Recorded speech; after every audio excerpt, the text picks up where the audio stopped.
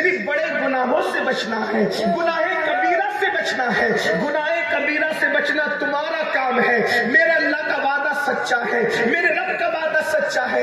ان اللہ لا یخلف المیعاد، اللہ کا وعدہ جھوٹا نہیں ہوتا، اللہ کا وعدہ سچا ہے، وہ اپنے وعدے کے خلاف نہیں کرتا، وہ اپنے وعدے کو پورا کرتا ہے۔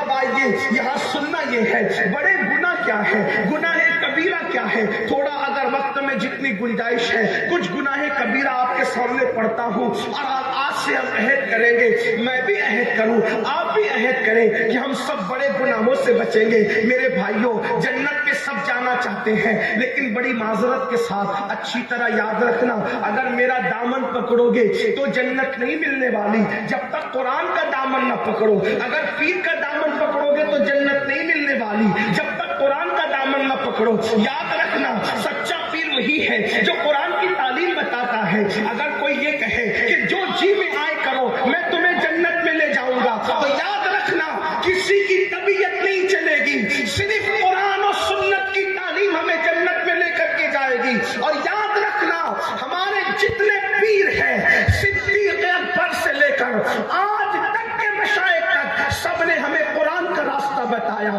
سب نے ہمیں حدیث کا راستہ بتایا۔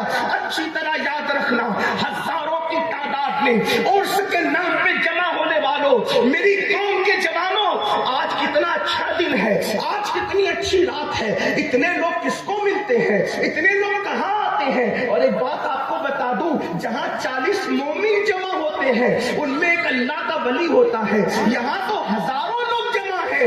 اللہ اکبر، زمین کے اندر کے اولیاء تو موجود ہیں، زمین کے اوپر کے اولیاء بھی ہمارے درمیان موجود ہیں۔ اگر ہم یوں ہی آ کر یوں ہی چلے گئے اور ہم نے زندگی گزارنے کا طریقہ نہ سیکھا، ہم نے قرآن اور حدیث کی تعلیم نہ سیکھا، تو یاد رکھنا جیسے آئے تھے ویسے ہی چلے گئے، بالکل ایسے ہی ہوگا۔ جیسے کوئی بندہ پیاسا ہو اور دریا کے کنارے بھی پیاسا ہی رہے تو اس کی محرومی کا عالم کیا ہوگا؟ تو آئیے گناہ کبیرہ سے بچنا ہے، آج ایک نعرہ لے کر جائیں، گناہ کبیرہ سے بچنا ہے۔ کبیرہ مطلب بڑا، بڑے گناہوں سے بچنا ہے۔